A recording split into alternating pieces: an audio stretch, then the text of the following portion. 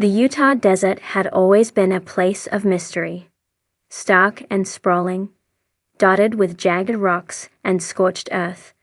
The land at Blind Frog Ranch had long concealed secrets beneath its layers of history. It had been the subject of whispered legends, strange sightings, and an endless stream of tales spun by locals who claimed the earth itself pulsed with something unnatural. But for Dr. Elias Maddox, none of those stories had held weight.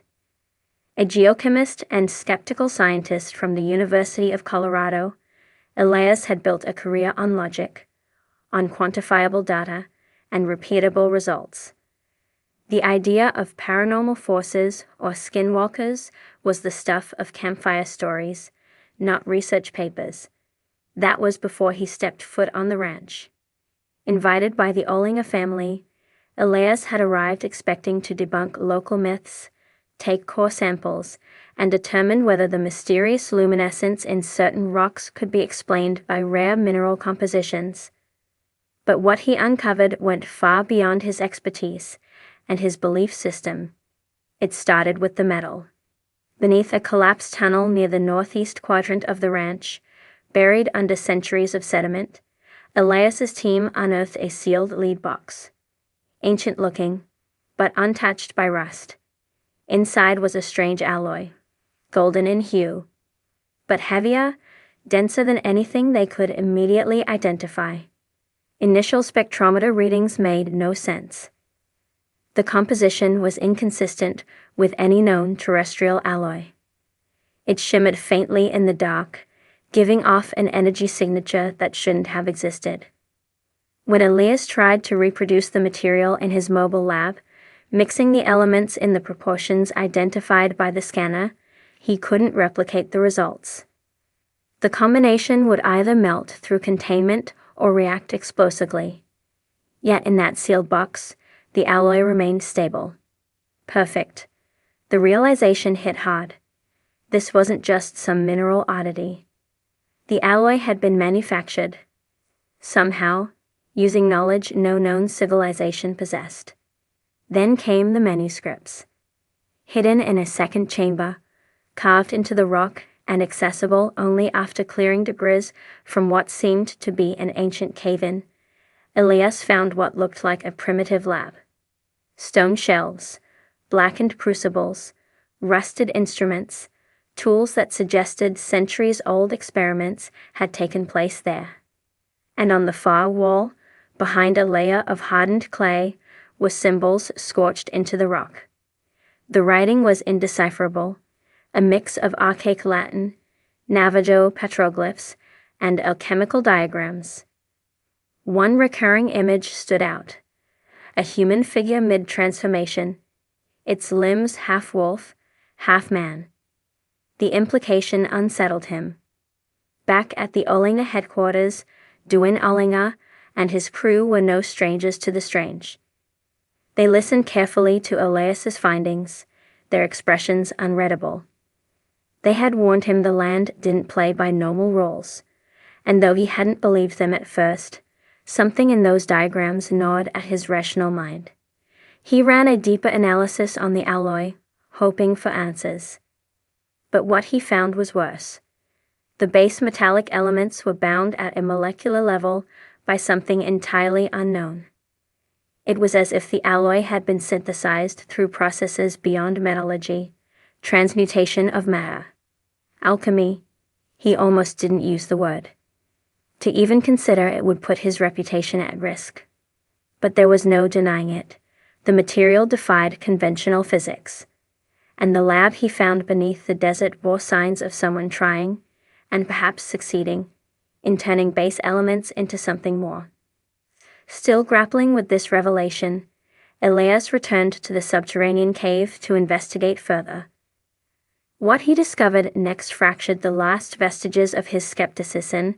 The corner of the alchemical chamber was a recessed vault sealed by stone and copper latches. It took hours to breach it.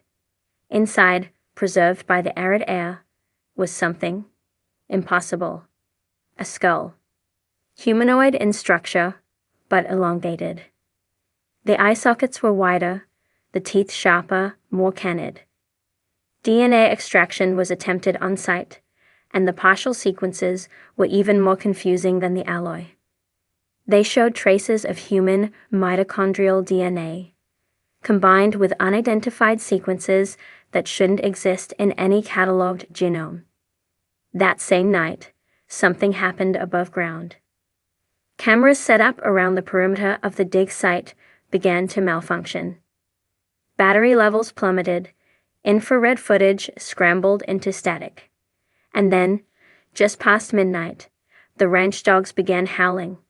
Long, mournful cries that didn't stop for nearly an hour. Elias, reviewing data in the main house, felt a vibration underfoot. Not an earthquake. Not machinery. A low, resonant hum, like the earth itself had begun to sing. In the following days, sightings increased. Shadows that moved without a source. Blurred figures caught on camera, always at the edge of frame. Unexplained prints in the soft soil, clawed, massive, and bipedal. Elias stopped sleeping. Driven by he pored over every manuscript, every scan, every second of corrupted footage. He began to map the ranch's anomalies, where devices failed, where the strange humming originated, where sightings occurred. Patterns emerged. Geometric alignments, spiraling energy zones, magnetic field spikes, all centering around that underground chamber. A theory took shape. It terrified him. Whoever had worked on this land centuries ago, or millennia, he now dared to consider, had knowledge of energies and elements mankind had long forgotten. The alloy was not just alchemical, it was ceremonial. Designed, perhaps, to stabilize or contain something unnatural. And then there was the transformation image. Elias theorized the people who once lived here, perhaps ancient desert mystics, or unknown scientists cloaked in myth, were not just experimenting with matter. They were experimenting with form, human form, changing it. His notes grew frantic, desperate. Was it possible that the legends of skinwalkers, creatures of Navajo lore, men who became beasts, were not metaphorical, but literal? Had ancient knowledge allowed for transmutation not just of metal, but of flesh? One night, weeks into his investigation, Elias ventured back into the cave alone. His colleagues were asleep. The humming had started again. He felt compelled. The vault, now cleaned and illuminated, seemed to radiate heat, though his instruments read no temperature spike. He pressed his hand to the stone slab where the skull had rested. For a second, the cave flickered. His vision blurred. The symbols on the wall appeared to glow faintly, pulsing in a rhythm that mimicked his heartbeat. And then he saw it, just past the cave mouth. Tall figure. Lean, impossibly long-limbed. Its skin glistened like the alloy. Its face was half covered in shadow, half exposed, revealing a twisted, shifting visage that rippled between man and beast. It didn't move. It only stared. Elias backed away. His breath froze in his lungs. He blinked. It was gone. The next morning, Elias packed his gear. He left the ranch without speaking to anyone. He abandoned his research trailer, left behind thousands of dollars in equipment, and drove nonstop back to Colorado. When questioned by his university, he gave a vague explanation: extreme environmental stress, scientific dead ends, personal health reasons. But he never published a single paper from his expedition. Duane Ullinger, meanwhile, confirmed Elias's departure, but never elaborated.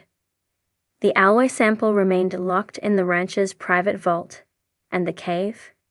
It was sealed again, intentionally collapsed by the ranch crew after multiple unexplained malfunctions and sightings.